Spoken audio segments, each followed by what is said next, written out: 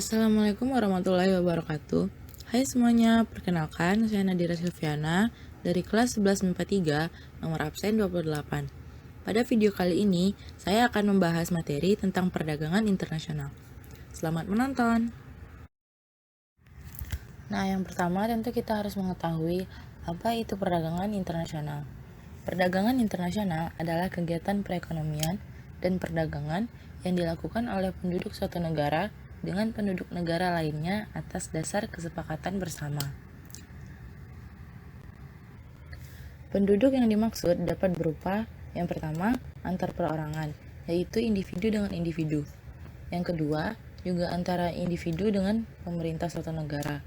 Yang ketiga, pemerintah suatu negara dengan pemerintah negara lainnya. Selanjutnya, manfaat melakukan perdagangan internasional.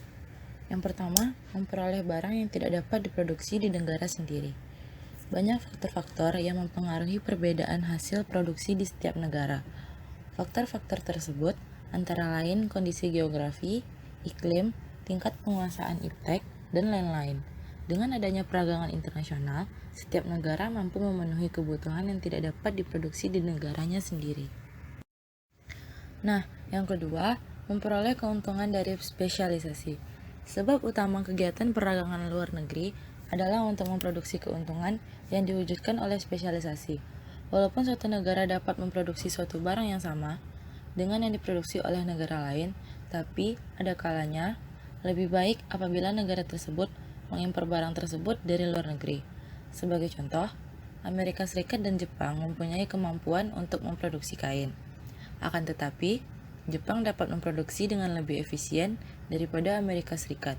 Dalam keadaan seperti ini, untuk mempertinggi keefisienan penggunaan faktor-faktor produksi, Amerika Serikat perlu mengurangi produksi kainnya dan mengimpor barang tersebut dari Jepang. Manfaat yang ketiga adalah memperluas pasar dan menambah keuntungan. Terkadang, para pengusaha tidak menjalankan mesin-mesinnya atau alat produksinya dengan maksimal karena mereka khawatir akan terjadi kelebihan produksi yang mengakibatkan turunnya harga produk mereka. Dengan adanya perdagangan internasional, pengusaha dapat menjalankan mesin-mesinnya secara maksimal dan menjual kelebihan produk tersebut ke luar negeri. Manfaat keempat yaitu transfer teknologi modern. Perdagangan luar negeri memungkinkan suatu negara untuk mempelajari teknik produksi yang lebih efisien dan cara-cara manajemen yang lebih modern. Poin yang selanjutnya yaitu sebab-sebab terjadinya perdagangan internasional. Yang pertama, revolusi informasi dan transportasi. Ditandai dengan berkembangnya era informasi teknologi, pemakaian sistem berbasis komputer, serta kemajuan dalam bidang informasi, penggunaan satelit, serta digitalisasi pemrosesan data, berkembangnya peralatan komunikasi, serta masih banyak lagi. Penyebab yang kedua, interdependensi kebutuhan. Masing-masing negara memiliki keunggulan serta kelebihan di masing-masing aspek. Bisa ditinjau dari sumber daya alam, manusia, serta teknologi. Kesemuanya itu akan berdampak pada ketergantungan antar negara yang satu dengan yang lainnya.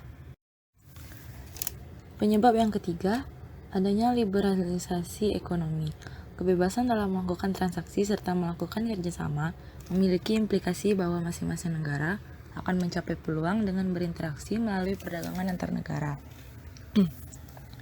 Penyebab yang keempat, adanya asas keunggulan komparatif.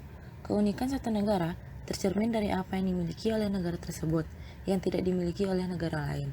Hal ini akan membuat negara memiliki keunggulan yang dapat diandalkan sebagai sumber pendapatan bagi negara tersebut. Yang kelima, adanya kebutuhan devisa. Perdagangan internasional juga dipengaruhi oleh faktor kebutuhan akan devisa suatu negara. Dalam memenuhi segala kebutuhannya, setiap negara harus memiliki cadangan devisa yang digunakan dalam melakukan pembangunan. Salah satu sumber devisa adalah pemasukan dari perdagangan internasional. Yang keenam, adanya perbedaan selera. Dengan adanya perbedaan selera akan memungkinkan suatu negara melakukan perdagangan. Misalnya negara X dan Y sama-sama menghasilkan daging sapi dan daging ayam dengan jumlah yang hampir sama. Penduduk negara X tidak menyukai daging sapi, sedangkan penduduk negara Y tidak menyukai daging ayam. Maka dapat terjadi ekspor yang saling menguntungkan di antara kedua negara tersebut. Dengan cara negara X mengimpor daging ayam dan mengekspor daging sapi. Sebaliknya, negara Y mengimpor daging sapi dan mengekspor daging ayam. Penyebab yang ketujuh, adanya keanekaragaman kondisi produksi. Perdagangan diperlukan karena adanya keanekaragaman kondisi produksi di setiap negara. Misalnya, negara X yang memiliki iklim tropis bersosialisasi dengan memproduksi pisang dan kopi untuk ditukarkan dengan barang dan jasa dari negara lain.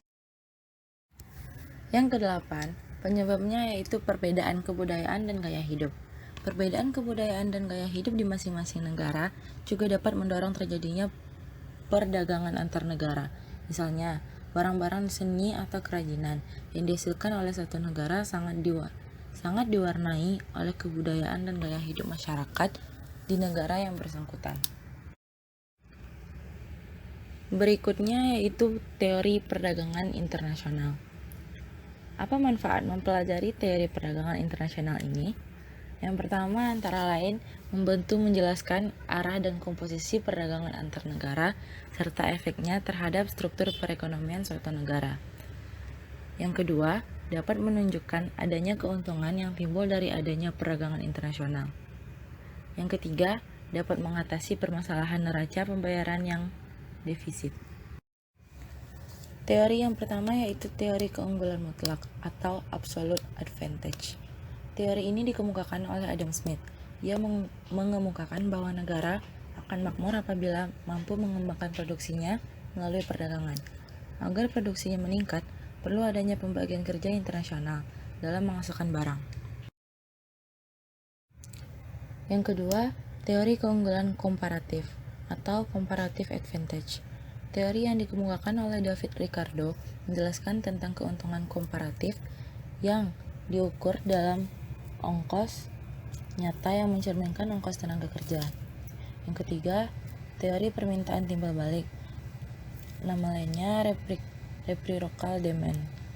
Teori ini dikemukakan oleh J.S. Mill, yaitu mencari keseimbangan pertukaran antar dua barang oleh dua negara dengan perbandingan pertukarannya atau menentukan dasar tukar dalam negeri.